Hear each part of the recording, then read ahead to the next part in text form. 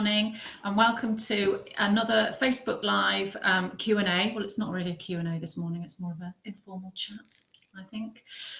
Today's topic, we're going to be talking about the moorings at the Elms, and we're delighted to have John Avons with us today. He's one of our residents and he's also the gentleman that helps us manage and maintain and look after the boat moorings. I'll hand you over to John, who's going to introduce himself and tell you a little bit about well, I suppose what you've done, where you've been, what you've been up to, how you ended up here, and then we'll perhaps chat a bit more about what actually you do for us. Okay. Yes. Morning, John. Hi, my name's John Avons. I first looked at the Elms as a potential place to live 15 years ago when I came to view a boat on the opposite side of the Fosdyke. It appeared to be a very nice place, and so over the years I visited more and more often. I became a volunteer lock keeper and took part in lock operations at weekends and bank holidays, and gradually became more formally accepted as an official volunteer for British Waterways, it was then. I took a greater and greater interest in the site as retirement approached, and spent a lot of time walking around the site, talking to people, having a look at the different properties, and looking to see how that would fit with my lifestyle once I retired. I've always been an active person, and so coming here meant that I moved here with my boat, which I had at the time, a motorhome, and of course bought one of the properties on the site.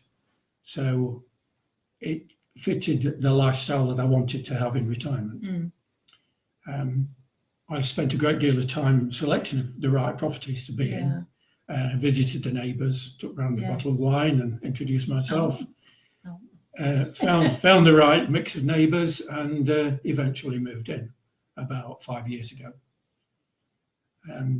I retained my interest in the moorings in various ways, but was always keen to help out other boaters, assist people with information, help with choosing boats, because people came down to have a look at the boats. Looking at different types of moorings. Originally, part of the moorings which we now occupy were fixed moorings, whilst the others were floating. That's right, looking at the difference in the maintenance styles of both and access and everything else. Two totally different types of mooring, but eventually they all became one. Yes, as you well know. Yes, that's right. Yes, when we got the tenancy for the other bit, there's quite a lot to think about then when you're buying a boat. A great deal. Mooring as well. Do you find that people tend to focus maybe too much on the boat and not enough on where it's going to go? Or indeed, you are absolutely right. And the choice of boat isn't as simply a matter of picking out the right shower room or looking where the curtains look best. It's more complex than that. It's moving your entire home for a period of time, whether that's weekends, longer time, or even eventually liveaboards. So it's really important, and I think I could safely say that people buy the wrong boat first, and then learn afterwards. So being very, very careful, looking at all the different types of boats, all the different layouts, is very important before you put your hard-earned cash over the desk. Not cheap. Not cheap. No. A major factor in the boat is the size of it, where it will go and where it won't go, and the moorings are vital. It can't be stressed how vital the moorings are. They need to be in the right place. They need to be the right type of moorings, and they need to be able to take your sort of boat without complications. As well as thinking, do you think about all those practical things, but perhaps about what you're going to do travelling to the boat, and what you're going to do while you're on the boat, what's in and around the area as well as just the boat itself? Absolutely. It's part of the reason why the mooring's vital. It's no good having a mooring in a place that you don't like to be. You need to be able to get there. Car parking is obviously essential if you're travelling. Access to shops, pubs, restaurants, whatever your lifestyle involves. But also to be able to come down and just simply spend a day or two on your boat, Yeah. on the mooring without moving. Yeah, just enjoying being Just there. enjoying being there. Yeah, yeah, good. And do you think we tick those boxes? Do we tick all of them? Yes. Otherwise, I wouldn't have brought my boat here. Oh yes, of course. Yeah. Yes, I mean, I've been boating for years and years. I've boated all over, and with the possible exception of Norfolk, this is an area ideally suited to leisure boating. Norfolk, of course, is the model for leisure boating. It's totally and utterly dedicated. Yeah. For people who want a mix of relaxation for weekends, bank holiday weekends, especially where you've got 4 days, access to the roads and going further afield, should you wish. This is an ideal location. Brilliant. And of course, we've just added the new facilities in the centre car park with the shower and the toilet area and everything. Do you think, are people using that much? Do you think that's something that our boaters were looking for or enjoying now it's here? Yes, indeed I do. It's most boats now have showers, toilets, etc. But it is nice to get out and have more space. Yeah. And a more relaxed shower. Yeah. Because very few boats actually have a dedicated shower cubicle. They shower in a wet room, and then you've got to dry out the room, etc. So to be able to just leave that as it is and pop over the road. That's right. Have a nice hot shower. And when it comes to the toilet, you can't beat a fixed toilet that doesn't move when you sit on it. Am I safe? Yeah. Brilliant. So in terms of helping us with the moorings, would you like to just say a little bit about what you tend to do? Because I know you're out and about a lot, aren't you? Just always out looking. I mean, you're an invaluable asset to us, I have to say, John, in terms of constantly having one eye on the boats down there. So sort of safety checks and things and... Yes, absolutely. I carry out a safety check once a month. In between, I carry out checks every couple of days on the boats. The mooring lines are secure, electricity is still plugged in and not tripped out. Yeah. Occasionally I go down in the evenings and make sure the lights work on the moorings and that nothing's been damaged or left around, lying around for people as trip hazards. I also run through the water hoses at least every 2 weeks, especially in the summer, because you do get a build-up of algae in those if you're not careful. But also try to help and advise boaters. Sometimes people switch to a bigger boat or smaller boat. We have to adjust the size of the moorings, shuffle other boats about, get agreement from other moorers to move the boat slightly one way or another. But overall, it's maintaining the condition as they are now, as new, as close to that as possible. Yeah, that's good.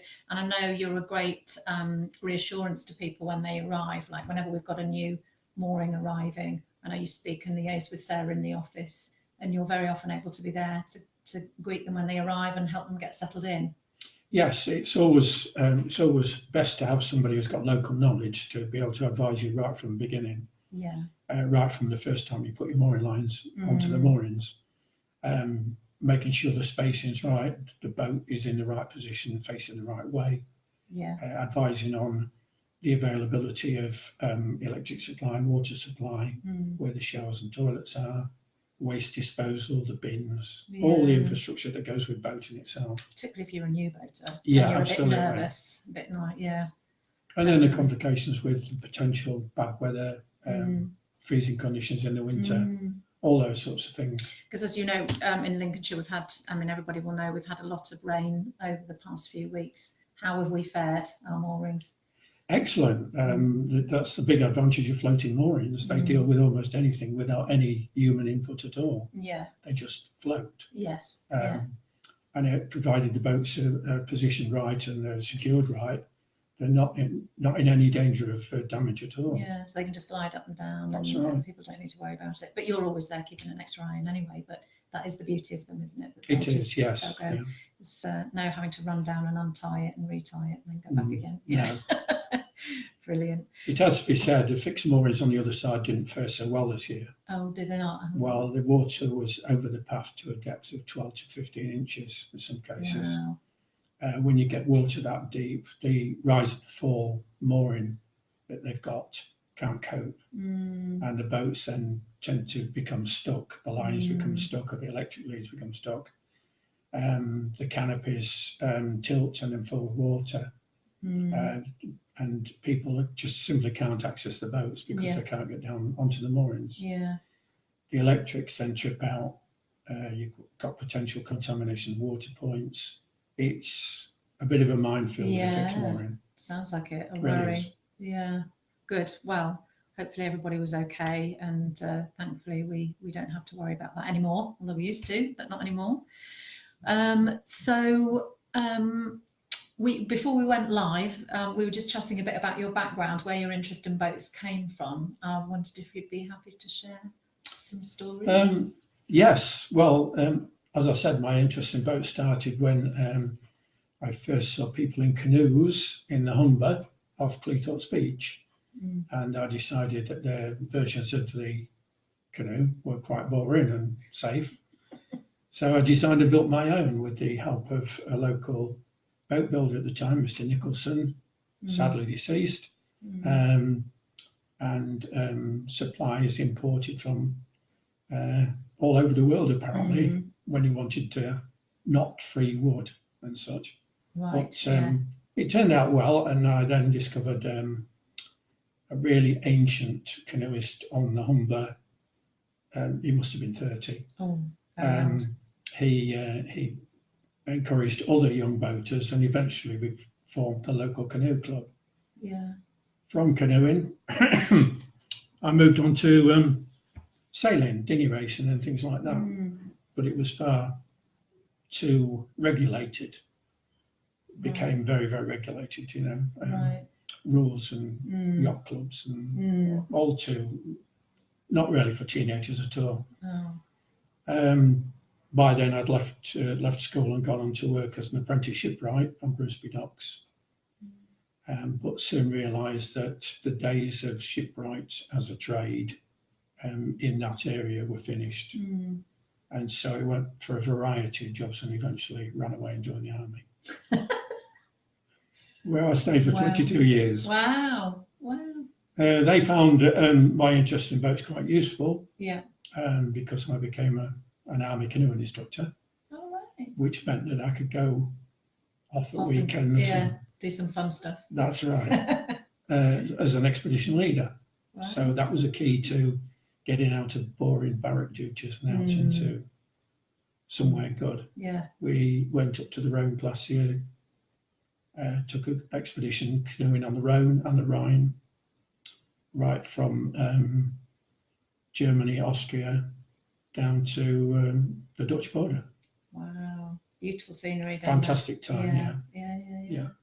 Brilliant. And of course, a support boat, a huge alloy support boat with an outboard motor. Of course, then I discovered motors and canoeing sort of went out of fashion. That looks way more fun. Yes. 30 or 40 miles an hour across the water was very appealing. Yeah. So you switched to a motor. That's right. Eventually, when my children were teenagers, we took up water skiing. I had a number of water ski boats. I drove for amateur water skiers and competitions, water skis, and then ended up, after many Broads and Thames holidays, buying a cruiser, which eventually arrived here. Oh, right, that's the one you brought here. That's right. Yeah. So what size of a boat did you have then? What was your? It was a 32, Fairline 32 with a flybridge. It was capable of operating offshore. Right. In fact, I brought it round from the Ancombe. Right. Oh, good. Cool. Interesting. It was. Yeah. It was. Well, I think we've probably been chatting for long enough now. That's been absolutely fascinating, listening to your stories, and thank you so much for coming along to talk to everybody today. We've really appreciated you taking a bit of time to come and speak with us. And as you will know, this will be posted to our YouTube page, so it can be viewed at any time. And I think next time, oh, did we have any questions? We haven't had any questions, have we? No, but next time we'll be tuning in. We'll wait till the new year now. Everybody's got Christmas to look forward to, and we'll be doing top tips for selling your home. So thank you very much, and goodbye from us today.